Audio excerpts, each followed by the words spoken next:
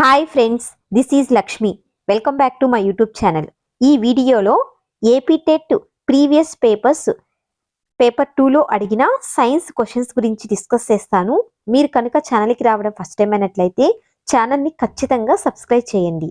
Okay, ఈ ఛానల్లో AP TET అదేవిధంగా డిఎస్సికి సంబంధించిన సైన్స్ కంటెంట్ అన్నది అవైలబుల్లో ఉంది. ఒకవేళ మీకు అవసరం అనుకుంటే ఆ వీడియోస్ కూడా ఒకసారి చూడండి. ఏమైనా డౌట్స్ ఉంటే కామెంట్ సెక్షన్లో అడగండి. ఏపీ టెట్లో సైన్స్ పేపర్ 2లో టోటల్గా 30 క్వశ్చన్స్ అన్నది అడుగుతారండి. ఓకే, 30 క్వశ్చన్స్ అడుగుతారు. ఈ 30 క్వశ్చన్స్లో 22 క్వశ్చన్స్ అన్నవి కంటెంట్ నుంచి అడుగుతారు. అదేవిధంగా 8 క్వశ్చన్స్ అన్నవి మెథడాలజీ నుంచి అడుగుతారు. ఈ కంటెంట్ కోసం మనం 3rd క్లాస్ నుంచి 10th క్లాస్ వరకు ఉన్నటువంటి సైన్స్ కంటెంట్ మొత్తం చదవాల్సి ఉంటుంది. ఓకే, ఇందులో ఫస్ట్ క్వశ్చన్ సైన్స్ క్వశ్చన్స్ అన్నవి క్వశ్చన్ నెంబర్ 121 నుంచి 150 వరకు అడుగుతారు. ఇందులో ఫస్ట్ క్వశ్చన్ వచ్చి the electric device that does not contain nichrome wire as a filament. కింద కొన్ని ఎలక్ట్రిక్ డివైజెస్ ఇచ్చాడు. వీటిలో ఫిలమెంట్ గా నిక్రోమ్ వైర్ అన్నది ఎందులో ఉండదు అని అడిగాడు. ఇక్కడ చూడండి, నిక్రోమ్ తీగను ఫిలమెంట్ గా కలిగి ఉండని విద్యుత్ పరికరం అన్నాడు. అంటే ఎందులో ఉండదు ఫిలమెంట్ గా అని అడిగాడు. First option electric bulb. Electric బల్బులో ఫిలమెంట్ గా దేన్ని యూస్ చేస్తారండి? టంగ్స్టన్ ని యూస్ చేస్తారు. ఓకే, ఎందుకని? టంగ్స్టన్ కి హై రెసిస్టెన్స్ ఉంటుంది, అదే విధంగా హై మెల్టింగ్ పాయింట్ అనేది ఉంటుంది. నెక్స్ట్ వచ్చి ఎలక్ట్రిక్ హీటర్. ఎలక్ట్రిక్ హీటర్ లో ఫిలమెంట్ గా నిక్రోమ్ వైర్ ని యూస్ చేస్తారు. నెక్స్ట్ వచ్చి ఎలక్ట్రిక్ ఐరన్. ఎలక్ట్రిక్ ఐరన్ లో కూడా నిక్రోమ్ వైర్ నే ఫిలమెంట్ గా యూస్ చేస్తారు. నెక్స్ట్ వచ్చి ఎలక్ట్రిక్ కుక్కర్. ఎలక్ట్రిక్ కుక్కర్ లో కూడా నిక్రోమ్ వైర్ నే ఫిలమెంట్ గా యూస్ చేస్తారు. ఎందుకని? ఈ నిక్రోమ్ వైర్ ని హీటింగ్ ఎలిమెంట్స్ ని ప్రిపేర్ చేయడానికి ఎక్కువగా యూస్ చేస్తారనమాట. సో ఇక్కడ కరెక్ట్ ఆన్సర్ ఏమవుతుంది? ఎలక్ట్రిక్ బల్బ్ అవుతుంది. ఎందుకని? ఎలక్ట్రిక్ బల్బ్ లో టంగ్స్టన్ ని ఫిలమెంట్ గా యూస్ చేస్తారు. ఓకే, సో ఇక్కడ కరెక్ట్ ఆన్సర్ వచ్చి option 1. Next question number 122. This planet is also called as a red planet. కింద కొన్ని ప్లానెట్స్ ఇచ్చాడు. ఇందులో దేనిని రెడ్ ప్లానెట్ అని అంటారు? అరుణ గ్రహం అని కూడా పిలువబడే గ్రహం ఏది? రెడ్ ప్లానెట్ అంటే అరుణ గ్రహం అని కింది వానిలో దేనిని అంటారు? సన్ అంటే సూర్యుడు. నెక్స్ట్ వచ్చి వీనస్ అంటే శుక్రుడు. మార్స్ అంటే కుజుడు.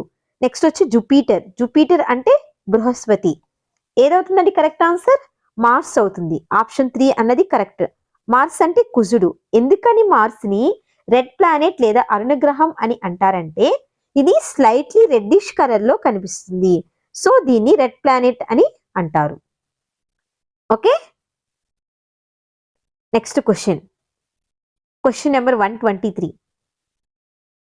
For a freely falling body the energy possessed by in its path is.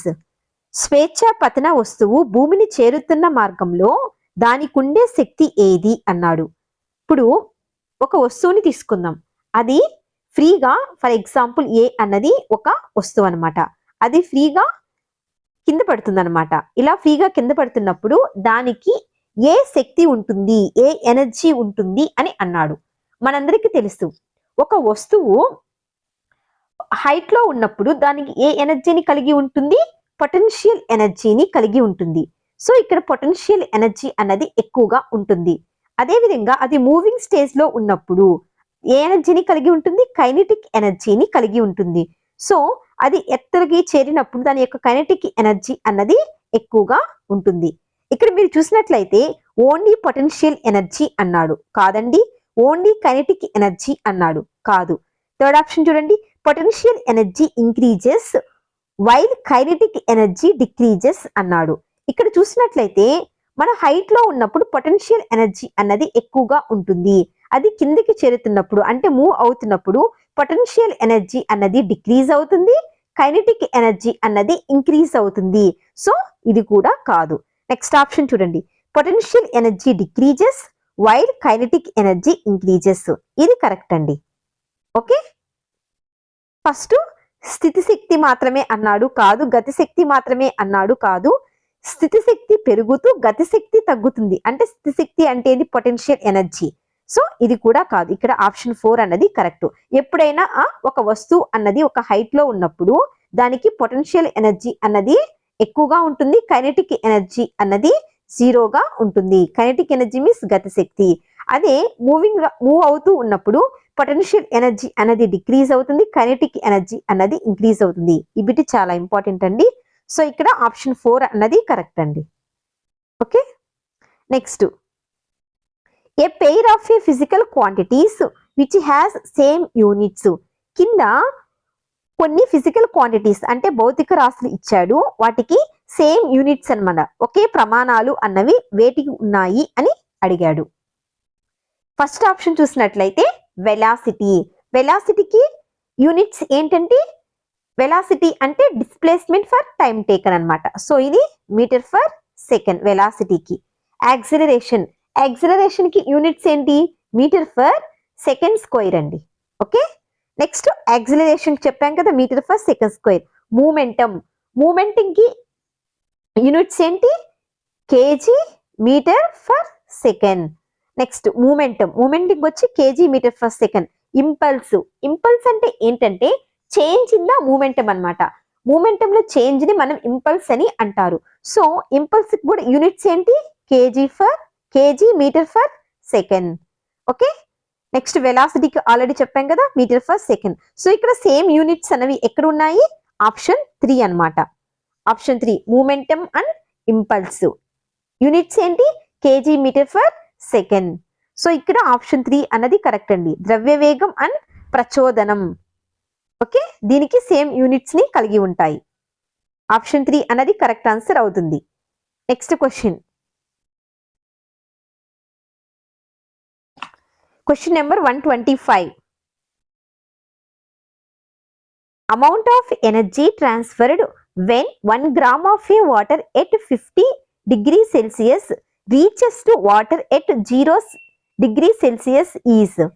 ఇక్కడ ఎంత అమౌంట్ ఆఫ్ ఎనర్జీ అన్నది ట్రాన్స్ఫర్ అవుతుంది, ఎప్పుడు 1 గ్రామ్ ఆఫ్ వాటర్ అన్నది 50 డిగ్రీ సెల్సియస్ నుంచి 0 డిగ్రీ సెల్సియస్ కి రీచ్ అయినప్పుడు ఎంత అమౌంట్ ఆఫ్ ఎనర్జీ అన్నది ట్రాన్స్ఫర్ అవుతుంది అని అడిగాడు. ఇక్కడ మనకి ఏమి ఇచ్చాడు, స్పెసిఫిక్ హీట్ ఆఫ్ వాటర్ ఇచ్చాడు, అంటే నీటి యొక్క స్పెసిఫిక్ హీట్ అనేది ఇచ్చాడు అనమాట. ఎంత ఇచ్చాడు, 1 క్యాలరీ ఫర్ గ్రామ్ ని ఇచ్చాడు. 50 డిగ్రీ వద్ద ఉన్న 1 గ్రామ్ నీరు 0 డిగ్రీ వద్దకు చేరడానికి కావలసిన ఉష్ణం క్యాలరీస్ లో అడిగాడు ఆన్సర్.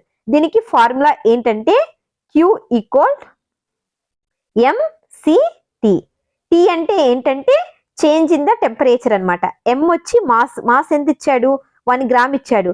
C అంటే ఏంటి, specific heat of the water specific heat ఎంత ఇచ్చాడు, 1 ఇచ్చాడు.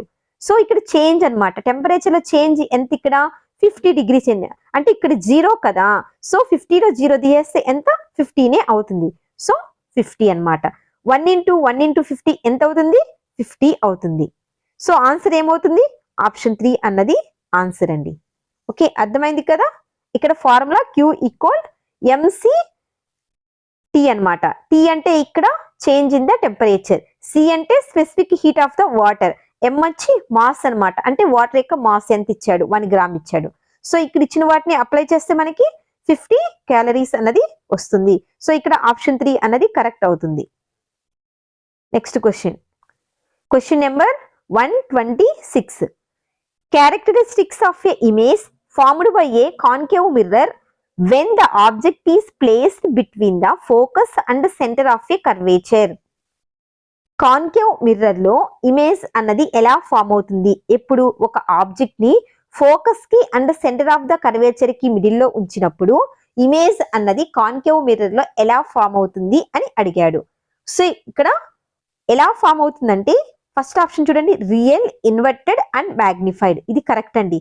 రియల్, ఇన్వర్టెడ్ అంటే రివర్స్ లో ఫామ్ అవుతుంది అనమాట, అంటే మ్యాగ్నిఫైడ్ అంటే చాలా చిన్న ఇమేజ్ అన్నది ఫామ్ అవుతుంది. సో ఇక్కడ ఆప్షన్ 1 అన్నది కరెక్ట్ అవుతుందండి. పుటాకార దర్పణం నాభి మరియు వక్రతా కేంద్రం మధ్యలో వస్తువుని ఉంచినప్పుడు ఏర్పడే ప్రతిబింబం యొక్క లక్షణాలు ఏంటి అన్నాడు. నిజం, తలక్రిందులై, వృద్ధీకృత అంటే ఆప్షన్ 1 అనేది కరెక్ట్ ఆప్షన్ అవుతుంది అనమాట. Okay, next question number 127. The gas that is evolved when sodium hydrogen carbonate is treated with hydrochloric acid. Sodium hydrogen carbonate ని హైడ్రోక్లోరిక్ యాసిడ్ తో ట్రీట్ చేసినప్పుడు ఏ గ్యాస్ రిలీజ్ అవుతుంది అన్నాడు. సోడియం హైడ్రోజన్ కార్బోనేట్ తో hydrochloric ఆమ్లాన్ని చర్య జరిపినప్పుడు వెలువడే వాయువు ఏది అన్నాడు. Option 1 oxygen, option 2 hydrogen, option 3 carbon dioxide, option 4 carbon monoxide. ఇక్కడ మనకి ఏమి ఇచ్చాడు? సోడియం హైడ్రోజన్ బైకార్బోనేట్ అన్నాడు. దీన్ని దేంతో ట్రీట్ చేయమన్నాడు? హైడ్రోక్లోరిక్ యాసిడ్ తో ట్రీట్ చేయమన్నాడు.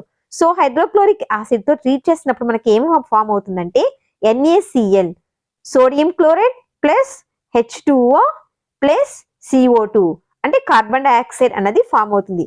మనకి కార్బన్ డైఆక్సైడ్ అన్నది రిలీజ్ అయిందని ఎలా తెలుస్తుంది? ఈ కార్బన్ డైఆక్సైడ్ ని లైమ్ వాటర్ ద్వారా పాస్ చేసినప్పుడు మనకి మిల్కీ వైట్ కలర్ ప్రెసిపిటేట్ అన్నది ఫామ్ అవుతుంది. అలా milky white colour precipitate form అయింది అంటే కార్బన్ డైఆక్సైడ్ రిలీజ్ అయింది అని అర్థం. ఏం చేస్తాం? ఈ carbon dioxide lime water means calcium hydroxide. ఈ లైమ్ వాటర్ ద్వారా పాస్ చేసినప్పుడు మనకి కాల్షియం కార్బోనేట్ అన్నది ఫామ్ అవుతుంది. ఈ కాల్షియం కార్బోనేట్ అన్నది ఎలా ఉంటుంది? వైట్ ప్రెసిపిటేట్ లాగా ఉంటుంది. సో ఇలా వైట్ ప్రెసిపిటేట్ అన్నది ఫామ్ అయితే అక్కడ కార్బన్ డైఆక్సైడ్ రిలీజ్ అయినట్టు. సో ఇక్కడ కరెక్ట్ ఆన్సర్ ఏమవుతుంది? ఆప్షన్ 3 అండి. కార్బన్ డైఆక్సైడ్ అన్నది కరెక్ట్. ఆప్షన్ 3 కార్బన్ డైఆక్సైడ్ అన్నది ఫామ్ అవుతుంది. Next question number 128. Non metal present in gun powder is. Gun powder లో గల అలోహం అంటే గన్ పౌడర్ లో ఏ నాన్ మెటల్ అన్నది ప్రెసెంట్ అయి ఉంటుంది. అసలు గన్ పౌడర్ అంటే ఏ మిక్చర్ అండి?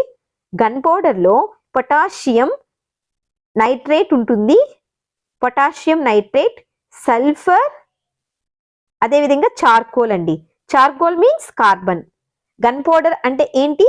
Potassium nitrate, sulphur and charcoal యొక్క మిక్చర్ ని ఏమంటారంటే గన్ పౌడర్ అని అంటారు. సో ఇందులో ప్రెసెంట్ అయినటువంటి నాన్ మెటల్స్ ఏంటి అంటే కార్బన్, నైట్రోజన్, అదేవిధంగా సల్ఫర్ అన్నది ప్రెసెంట్ అయి ఉంటాయి. ఇవన్నీ నాన్ మెటల్స్ అన్నమాట. గన్ పౌడర్ లో ప్రెసెంట్ అయినటువంటి నాన్ మెటల్స్. ఇక్కడ ఆప్షన్స్ లో చూడండి, ఫాస్ఫరస్ అన్నాడు, కాదు. Carbon, iodine and sulphur. ఇక్కడ కార్బన్, సల్ఫర్ రెండు కరెక్ట్ అవుతాయి. ఎందుకంటే కార్బన్ అంటే చార్కోల్ అనేది కార్బన్ కదా. అదేవిధంగా సల్ఫర్ కూడా ప్రెసెంట్ అయి ఉంటుంది గన్ పౌడర్. సో ఇక్కడ 2 and 4 రెండు కరెక్ట్ అవుతాయండి. Okay, next question number 129. An example for colloidal solution among the following is. క్రింది వానిలో కొల్లాయిడల్ ద్రావణానికి ఉదాహరణ ఏంటి అన్నాడు. కొల్లాయిడల్ సొల్యూషన్ అంటే ఏంటంటే ఇది ఒక హెటరోజీనస్ మిక్చర్, అంటే ఒకటి కంటే ఎక్కువ సబ్స్టెన్సెస్ ని కలిగి ఉంటాయి. కానీ ఈ సొలిడ్ పార్టికల్స్ అనేవి మొత్తం యూనిఫామ్ గా, ఫర్ ఎగ్జాంపుల్ ఇది ఒక సొల్యూషన్, ఇందులో సొల్యూట్ ఉంటుంది, సాల్వెంట్ ఉంటుంది. ఈ సొలిడ్ పార్టికల్స్ అనేవి మొత్తం ఈక్వల్ గా డిస్ట్రిబ్యూట్ అయి ఉంటాయి అనమాట, అంటే ఈక్వల్ గా స్ప్రెడ్ అయి ఉంటాయి అన్నమాట మొత్తం. ఇటువంటి వాటిని ఏమంటారంటే కొల్లాయిడల్ సొల్యూషన్ అని అంటారు.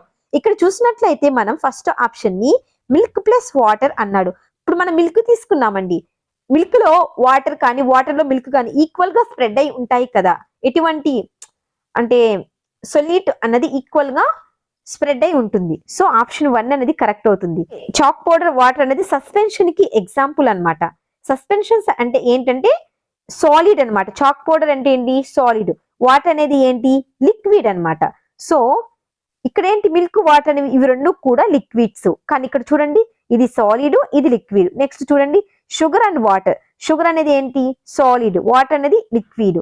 అదేవిధంగా సాల్ట్ అండ్ వాటర్. సాల్ట్ అనేది సాలిడ్, వాటర్ అనేది లిక్విడ్ అన్నమాట. సో సాలిడ్ ప్లస్ లిక్విడ్ ఈ రెండు కలిసి ఫామ్ చేసే వాటిని ఏమంటారంటే సస్పెన్షన్స్ అని అంటారు. ఇక్కడ మనకి ఏమడిగాడు?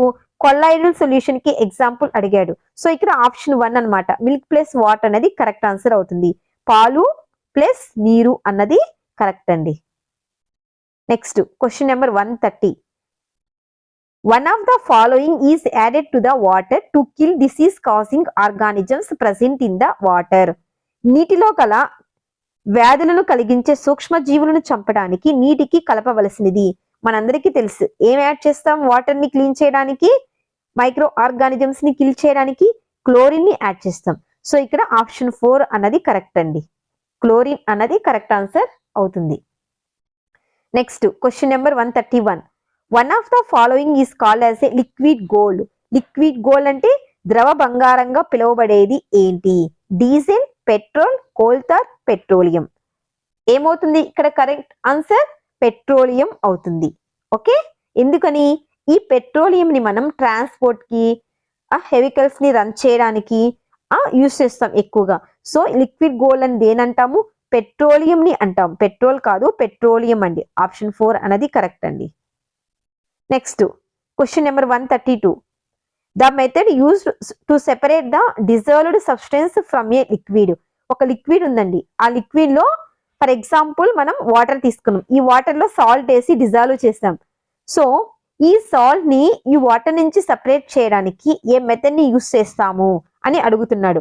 డికంటేషన్, సెడిమెంటేషన్, ఫిల్ట్రేషన్, క్రిస్టలైజేషన్. ఒక ద్రవంలో కరిగి ఉన్న పదార్థాలను వేరు చేయడానికి అనుసరించే పద్ధతి ఏది అన్నాడు. డికంటేషన్, సెడిమెంటేషన్ ఈ రెండింటిని వచ్చి ఇన్సాల్యుబుల్ సాలిడ్స్ ని సెపరేట్ చేయడానికి యూస్ చేస్తారు. ఫర్ ఎగ్జాంపుల్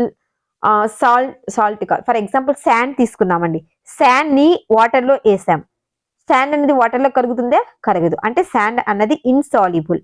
ఇలా ఇన్సాల్యుబుల్ గా ఉన్నటువంటి సబ్స్టెన్స్ ని సెపరేట్ చేయడానికి డికంటేషన్ అండ్ సెడిమెంటేషన్ ని యూస్ చేస్తాం. Next filtration. ఫిల్ట్రేషన్ అంటే ఏంటి? ఫర్ ఎగ్జాంపుల్ మనం టీ పెడతాము, సో ఫిల్టర్ అంటే టీ లీవ్స్ ఉంటాయి కదా, వాటిని సెపరేట్ చేయడానికి మనం ఫిల్ట్రేషన్ ని యూస్ చేస్తాం. Next crystallisation. క్రిస్టలైజేషన్ అంటే ఏంటంటే ఇప్పుడు వాటర్ ని బాగా బాయిల్ చేసాం అనుకోండి, వాటర్ అనేవి బాయిల్ అయ్యి వాటర్ అనేవి ఎవాపరేట్ అయిపోతాయి. లాస్ట్ కి మనం అందులో కరిగినటువంటి సాల్ట్ అనేది సెపరేట్ అవుతుంది అనమాట, క్రిస్టల్స్ లాగా ఫామ్ అవుతుంది. సో దీన్ని క్రిస్టలైజేషన్ అంటారు. సో ఇక్కడ మనకి ఏమడిగాడు? డిజాల్వ్ సబ్స్టెన్స్ ని సెపరేట్ చేయడానికి అన్నాడు, కాబట్టి ఆప్షన్ 4 అన్నది కరెక్ట్ అండి. తేర్చడం, తేర్చిపోత, వడపోత, స్ఫటికీకరణ అన్నది కరెక్ట్ ఆన్సర్. అంటే ద్రవంలో కరిగి ఉన్నటువంటి పదార్థాలను మనం వేరు చేయడానికి స్ఫటికీకరణ లేదా క్రిస్టలైజేషన్ ని యూస్ చేస్తాం. ఈ మెథడ్ ని యూస్ చేసి మనకి సముద్రం నుంచి సాల్ట్ ని కూడా తయారు చేస్తారండి. Okay, next question number 133. The process of separation of A cotton wool from cotton seeds. Option 1 knitting, option 2 shearing, option 3 spinning, option 4 ginning. అంటే పత్తి గింజ నుంచి దూదిని సెపరేట్ చేస్తారు కదా, ఆ ప్రాసెస్ ని ఏమంటారు అని అన్నాడు. కరెక్ట్ ఆన్సర్ వచ్చి జిన్నింగ్ అండి. ఓకే, షీరింగ్ అంటే ఏంటంటే షీప్స్ నుంచి హెయిర్ ని సెపరేట్ చేయడాన్ని, అంటే రేజెస్ ని యూస్ చేసి షీప్స్ నుంచి హెయిర్ ని సెపరేట్ చేయడాన్ని షీరింగ్ అంటారు. స్పైనింగ్ అంటే ఏంటంటే ఫైబర్స్ నుంచి యాడ్ ని ప్రిపేర్ చేయడాన్ని స్పైనింగ్ అని అంటారు. ఇక్కడ కరెక్ట్ ఆన్సర్ ఏమవుతుందంటే జిన్నింగ్ అండి. ఆప్షన్ 4 అన్నది కరెక్ట్ అవుతుంది. Next question. The correct statement with reference to the food chain and food web. Food chain, food web కి సంబంధించి కొన్ని స్టేట్మెంట్స్ ఇచ్చాడు, వాటి కరెక్ట్ స్టేట్మెంట్ ఏది అన్నాడు. ఆహారపు గొలుసు, ఆహారపు జాలకానికి సంబంధించి క్రింది వానిలో సరైనది ఏది అన్నాడు. Food chain is the part of the food web. ఏమన్నాడు? ఆహారపు గొలుసు ఆహారపు జాలకంలో భాగం.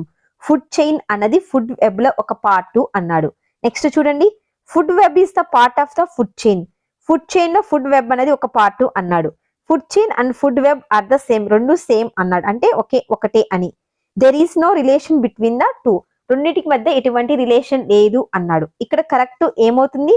అసలు ఫుడ్ వెబ్ అంటే ఏంటంటే, ఫుడ్ వెబ్ అంటే కొన్ని ఫుడ్ చైన్స్ అన్ని కలిసి ఒక నెట్ లాగా ఫామ్ చేస్తాయి, దాన్నే ఫుడ్ వెబ్ అని అంటారు. అంటే అప్పుడు ఏమవుతుంది?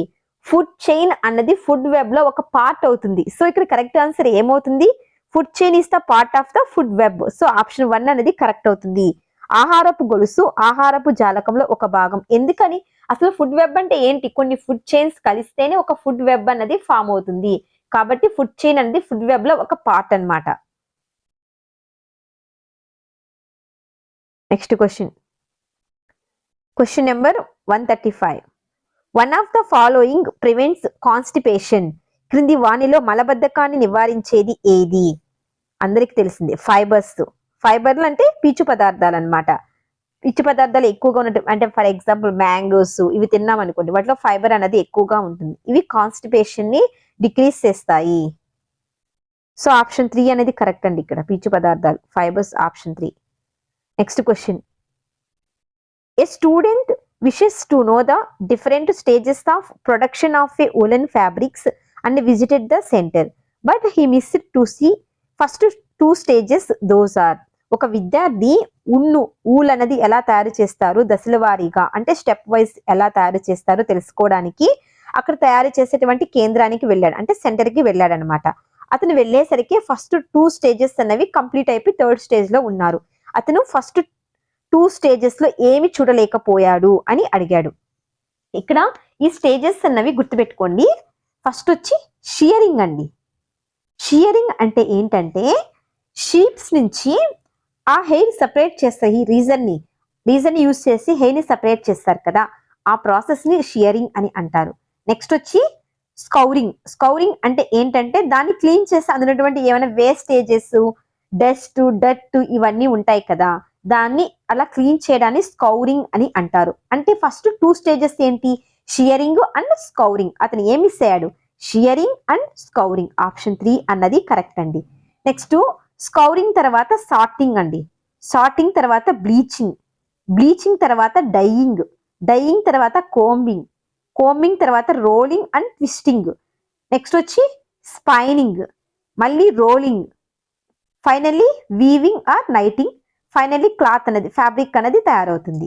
ఇవి stages: shearing, scouring, sorting, bleaching, dyeing, combing, rolling and twisting, spinning, rolling, weaving and knitting, finally woollen cloth. ఇవి స్టేజెస్. అతను ఫస్ట్ 2 స్టేజెస్ మిస్ అయ్యాడు, షియరింగ్ అండ్ స్కౌరింగ్. ఈ 2 స్టేజెస్ ని మిస్ అయ్యాడు, షియరింగ్ అండ్ స్కోరింగ్ అండి. సో ఆప్షన్ 3 అనేది correct. Okay, ఒకవేళ ఈ వీడియో నచ్చినట్లయితే ఖచ్చితంగా ఛానల్ ని సబ్స్క్రైబ్ చేయండి. ఏమైనా డౌట్స్ కానీ ఉంటే కామెంట్ సెక్షన్ లో ఖచ్చితంగా అడగండి. Okay, next, cotton cultivators are showing interest to cultivate BT cotton variety. BT means పత్తి రైతులు బీటీ పత్తి రకాన్ని పండించడానికి ఇష్టపడుతున్నారంట. అంటే బీటీ అంటే ఏంటి, bacillus thuringiensis, bacillus tabacum, bacteria trichoderma, bacteria tabacum. ఇక్కడ బీటీ అంటే బ్యాసిల్లస్ తురంజినిస్, అంటే ఆప్షన్ 1 అనేది కరెక్ట్ అండి. Okay, next question number 138. Certain plants and animals are restricted to a particular area. They are called as. అంటే కొన్ని plants, animals అనేవి ఒక particular ఏరియాకి మాత్రమే రిస్ట్రిక్ట్ చేయబడి ఉంటాయి. అటువంటి వాటిని ఏమంటారు? ఒక ప్రత్యేకమైన ప్రాంతానికే పరిమితమై ఉండే కొన్ని వృక్ష మరియు జంతు జాతులను ఇలా అంటారు. ఫస్ట్ ఆప్షన్ చూడండి, ఎండేంజర్డ్ స్పీసీస్. ఎండేంజర్డ్ స్పీసీస్ అంటే ఇవి అంతరించిపోవడానికి, ఈ స్పీసీస్ అనేవి అంతరించిపోవడానికి దగ్గరగా ఉన్నాయి అనమాట, అంటే డేంజర్ లో ఉన్నాయి అని అర్థం. సో ఇది కాదు. ఎండమిక్ స్పీసెస్ అంటే ఇవి ఒక పర్టికులర్ ఏరియాకి మాత్రమే పరిమితమై ఉంటాయి అన్నమాట, అంటే అవి వేరే ప్లేస్ లో ఉండవు అనమాట. సో ఇక్కడ కరెక్ట్ ఆన్సర్ ఏమవుతుంది, ఆప్షన్ 2 అండి, కరెక్ట్. ఇన్వాసివ్ ఏలియన్ స్పీసీస్ అన్నాడు. ఇన్వాసివ్ ఏలియన్ స్పీసీస్ అంటే ఏంటంటే హ్యూమన్ బీయింగ్స్ అనేవాళ్ళు తెలుసో తెలియకో కొన్ని ప్లాంట్స్ ని, యానిమల్స్ ని, అదేవిధంగా మైక్రో ఆర్గానిజం ని ఇంటెన్షనల్లీ ఆర్ యాక్సిడెంట్లీ ఇంట్రడ్యూస్ చేస్తారు. అటువంటి వాటిని ఇన్వాసివ్ ఏలియన్ స్పీసీస్ అని అంటారు. ఓకే, ఇక్కడ కరెక్ట్ ఆన్సర్ ఆప్షన్ 2 అండి. ఓకే, ఎండమిక్ జాతులు. Next question number 139. Montreal protocol refers to. ఈ మాంట్రియల్ ప్రోటోకాల్ అనేది దేనికి సంబంధించినది? Option 1 oxygen demands, carbon cycle, natural disasters, ozone layer protection. ఈ మాంట్రియల్ ప్రోటోకాల్ అన్నది ఓజోన్ లేయర్ ప్రొటెక్షన్ కి సంబంధించింది. ఆప్షన్ 4 అనేది కరెక్ట్ ఆన్సర్. ఈ మాంట్రియల్ ప్రోటోకాల్ ని 1987 లో తీసుకొచ్చారండి. ఓకే, ఓజోన్ పొర సంరక్షణకి సంబంధించింది ఈ మాంట్రియల్ ప్రోటోకాల్. ఆప్షన్ 4 అనేది correct. Next question, the best practice used in agriculture to prevent water wastage is. Agriculture లో వాటర్ యొక్క వేస్టేజ్ ని తగ్గించడం కోసం, అంటే వ్యవసాయంలో నీటి వృధాన్ని అరికట్టడానికి ఉపయోగించే అత్యంత ప్రయోజనకరమైన పద్ధతి ఏది అన్నాడు. 1 పాండ్ ఇరిగేషన్. పాండ్ ఇరిగేషన్ అంటే కొలన సేద్యం. కాదండి. డ్రిప్ ఇరిగేషన్ అన్నది కరెక్ట్ అవుతుంది. డ్రిప్ ఇరిగేషన్ అంటే బిందు సేద్యం అనమాట, అంటే డ్రాప్స్ గా పడతాయి. నెక్స్ట్ వచ్చి ఇరిగేషన్ అంటే సేద్యం, ఇది కాదు. స్ప్రింకిల్ ఇరిగేషన్, ఇది కాదు. స్ప్రింకిల్ అంటే ఇట్లా వెదజల్లుతూ ఉండడం అనమాట, తెలుగులో తుంపర సేద్యం అని అంటారు. సో ఇక్కడ కరెక్ట్ ఆన్సర్ వచ్చి ఆప్షన్ 2 డ్రిప్ ఇరిగేషన్ అనేది కరెక్ట్ గా యూజ్ అవుతుంది. ఈ డ్రిప్ ఇరిగేషన్ ని యూజ్ చేయడం వల్ల అగ్రికల్చర్ లో వాటి యొక్క వేస్టేజ్ ని తగ్గించవచ్చు. Next question, the correct statement regarding the blood group determination. ఇక్కడ కొన్ని స్టేట్మెంట్స్ ఇచ్చాడు, దాన్ని బట్టి మనము అది ఏ బ్లడ్ గ్రూపో చెప్పాలి. ఓకేనా? If agglutination takes place with anti A but not with anti B, it is the A group blood. Agglutination అంటే ఏంటంటే క్లంపింగ్ అనమాట. ఆర్బీసీ సెల్స్ అన్ని క్లంప్ కావడాన్ని అగ్లుటినేషన్ అని అంటారు. ఇప్పుడు మనం ఏ బ్లడ్ గ్రూప్ అన్నాడు. ఇప్పుడు ఏ బ్లడ్ గ్రూప్ ని తీసుకున్నామంటే ఏ బ్లడ్ గ్రూప్ మీద ఏ యాంటీజెన్ ప్రెసెంట్ అయి ఉంటుంది, ఏ యాంటీజెన్ అన్నది ప్రెసెంట్ అయి ఉంటుంది. ఓకే, సో దీనికి యాంటీబాడీస్ అన్నవి ఉంటాయన్నమాట. సో రియాక్ట్ అవుతాయి. ఈ యాంటీజెన్ ఏ అన్నది దేంతో రియాక్ట్ అవుతుంది, యాంటీబాడీస్ తో రియాక్ట్ అవుతుంది. సో ఇక్కడ ఫస్ట్ ఆప్షన్ కరెక్టేనండి. చూడండి, if agglutination takes place with anti A but not with anti B, it is A group blood. Correct. ఎందుకని ఇక్కడ మనం ఏం చెప్పాం, ఏ గ్రూప్ బ్లడ్ గ్రూప్ తీసుకున్నాం, దీని మీద యాంటీజెన్ ఏ అన్నది ప్రెసెంట్ అయి ఉంటుంది. సో దీని మీద యాంటీ ఏ ఉంటుంది కాబట్టి అవి దేంతో రియాక్ట్ అవుతాయి, యాంటీబాడీస్ తో రియాక్ట్ అవుతాయి. సో ఇక్కడ ఏమవుతుంది, అగ్లుటినేషన్ అంటే క్లంపింగ్ అన్నది జరుగుతుంది. సో ఇది A group blood group. Correct, ఇది option 1. If agglutination takes place with anti A but not with anti B, it is A B blood group అన్నాడు. కాదండి, ఏ బ్లడ్ గ్రూప్ అవుతుంది. If agglutination takes place with anti A and anti B, it is O blood group. O అన్నది దీని మీద ఎటువంటి antigens అన్నవి present అయి ఉండవు కాబట్టి ఇవి యాంటీబాడీతో రియాక్ట్ కాదు. సో ఇది కాదు. If agglutination does not takes place with anti A and anti B, it is AB blood group అన్నాడు. ఇది కాదు. ఇక్కడ కరెక్ట్ ఆన్సర్ ఆప్షన్ 1 అన్నది అవుతుంది. యాంటీ ఏతో గుచ్చీకరణ జరిగి యాంటీ బితో గుచ్చీకరణ జరగకపోతే అది ఏ గ్రూప్ వర్గం. కరెక్టే. రీజన్ ఏంటి, ఏ బ్లడ్ గ్రూప్ ఉంటుందో దాని మీద యాంటీజెన్స్ అన్నవి ప్రెసెంట్ అయి ఉంటాయి. ఫర్ ఎగ్జాంపుల్ ఏ అనుకుంటే ఏ మీద ఏ యాంటీజెన్ ఉంటుంది కాబట్టి అది యాంటీ ఏతో రియాక్ట్ అవుతుంది, అగ్లుటినేషన్ జరుగుతుంది. ఫర్ ఎగ్జాంపుల్ బి తీసుకున్నాం అనుకోండి, బి బ్లడ్ గ్రూప్ మీద బి యాంటీజెన్ ప్రెసెంట్ అయి ఉంటుంది, అది యాంటీ బితో రియాక్ట్ అవుతుంది. అదేవిధంగా ఓ తీసుకున్నాం అనుకోండి, ఓ మీద ఎటువంటి యాంటీజెన్స్ అన్నవి ప్రెసెంట్ అయి ఉండవు. సో ఇక్కడ అగ్లుటినేషన్ అన్నది ఏది జరగదు.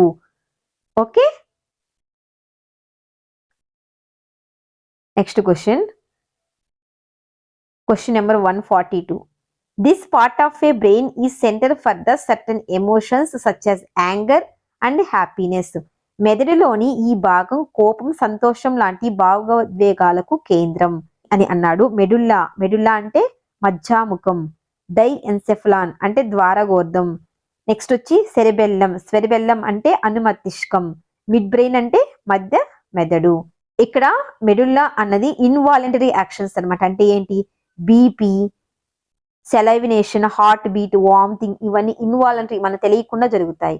సో ఇవి కంట్రోల్ చేసేది మెడుల్లా. నెక్స్ట్ వచ్చి సెరిబెల్లం ఏంటంటే బాడీ యొక్క మూమెంట్స్ అన్నమాట. అంటే పోచర్, బ్యాలెన్స్. ఫర్ ఎగ్జాంపుల్ ఒక పిన్ని పిక్ చేయాలి అంటే ఇవి కంట్రోల్ చేసేది ఏంటి అంటే సెరిబెల్లం కంట్రోల్ చేస్తుంది. ఓకే, నెక్స్ట్ వచ్చి డైఎన్సెఫలాన్ అన్నాడు. ఈ డైఎన్సెఫలాన్, హైపోథలామస్, ఇవి రెండు కూడా ఫోర్ బ్రెయిన్ లో పార్ట్స్ అన్నమాట. ఈ హైపోథలామస్, డైఎన్సెఫలాన్ ఇవి వచ్చి యాంగర్ ని, హ్యాపీనెస్ ని కంట్రోల్ చేస్తాయి. సో ఇక్కడ కరెక్ట్ ఆన్సర్ వచ్చి ఆప్షన్ 2 అవుతుందండి. Correct answer option 2. Okay, next question number 143. Malpighian tubules are excretory organs in. Malpighian నాళాలు అన్నవి విసర్జక అవయవాలుగా కలిగి ఉన్నటువంటి జీవులు ఏవి అన్నాడు. ఫస్ట్ వన్ వచ్చి ఎర్త్వామ్స్ అన్నాడు. ఈ ఎర్త్వామ్స్ లో నెఫ్రీడియా అన్నది ఓకే విసర్జక అవయవంగా ఉంటుంది. నెక్స్ట్ వచ్చి హౌస్ ఫ్లై లో వచ్చి మాల్ఫీజియన్ ట్యూబ్యూల్స్ అన్నవి ఉంటాయి అన్నమాట. Next flat worms flat worms లో వచ్చి ఫ్లేమ్ సెల్స్ అన్నవి ఉంటాయి. నెక్స్ట్ వచ్చి స్టార్ ఫిష్ లో స్పెసిఫిక్ గా ఎక్స్క్రీటరీ ఆర్గాన్స్ అంటూ ఏమీ ఉండవు. ఇవి డిఫ్యూషన్ ద్వారా వేస్టేజ్ ని బయటికి పంపించేస్తుంది అనమాట, బాడీ నుంచి రిమూవ్ చేస్తుంది. సో ఇక్కడ మనకి ఏమడిగాడు, మాల్ఫీజియన్ ట్యూబ్యూల్స్ అన్నాడు. సో మాల్ఫీజియన్ ట్యూబ్యూల్స్ అనేవి ఎక్కడ ఉంటాయి, హౌస్ ఫ్లై. ఆప్షన్ 2 అన్నది కరెక్ట్. హౌస్ ఫ్లై అంటే ఈగ అనమాట. ఈగలో వచ్చి మాల్ఫీజియన్ ట్యూబ్యూల్స్, మాల్ఫీజియన్ నాళాలు అన్నవి ఉంటాయి. వానపాములో వచ్చి నెఫ్రీడియా. ఫ్లాట్ వామ్స్ అంటే బద్దె పురుగు అనమాట, దీంట్లో వచ్చి ఫ్లేమ్ సెల్స్ ఉంటాయి. సముద్రపు నక్షత్రం స్టార్ ఫిష్ లో వచ్చి డిఫ్యూషన్ ద్వారా వేస్టేజ్ ని బయటికి పంపిస్తుంది. Next question number 144. The part of A male reproductive system that produces the sperm cells. పురుష ప్రత్యుత్పత్తి వ్యవస్థలో శుక్ర కణాలను ఉత్పత్తి చేసే భాగం ఏది అన్నాడు. ఆప్షన్ 1 వాసా డెఫరెన్షియా అంటే శుక్రవాహికలు, ఎపిడైడమిస్, ప్రోస్టల్ గ్లాండ్ అండ్ టెస్టిస్. ఇక్కడ కరెక్ట్ ఆన్సర్ టెస్టిస్ అండి. టెస్టిస్ అన్నవి స్పర్మ్ సెల్స్ ని అదేవిధంగా టెస్టోస్టెరాన్ హార్మోన్ ని ప్రొడ్యూస్ చేస్తాయి. సో ఇక్కడ ముష్కము, తెలుగులో ముష్కము అంటారు. ఆప్షన్ 4 అన్నది కరెక్ట్ అవుతుంది. ఇవండి కంటెంట్ కి సంబంధించి మొత్తం క్వశ్చన్స్. కంటెంట్ కి సంబంధించి మొత్తం 24 క్వశ్చన్స్ అన్నవి అడిగారు. ఈ క్వశ్చన్స్ లో మీకు ఏమైనా డౌట్స్ కానీ ఉంటే కామెంట్ సెక్షన్ లో అడగండి. అదే విధంగా ఛానల్లో సైన్స్ కి సంబంధించి కొన్ని ప్రాక్టీస్ బిట్స్ కూడా పెడతాను. ఓకే, ఛానల్ ని ఖచ్చితంగా సబ్స్క్రైబ్ చేయండి. అదే విధంగా వీడియో నచ్చినట్లయితే ఖచ్చితంగా లైక్ చేయండి, షేర్ చేయండి. Thank you for watching.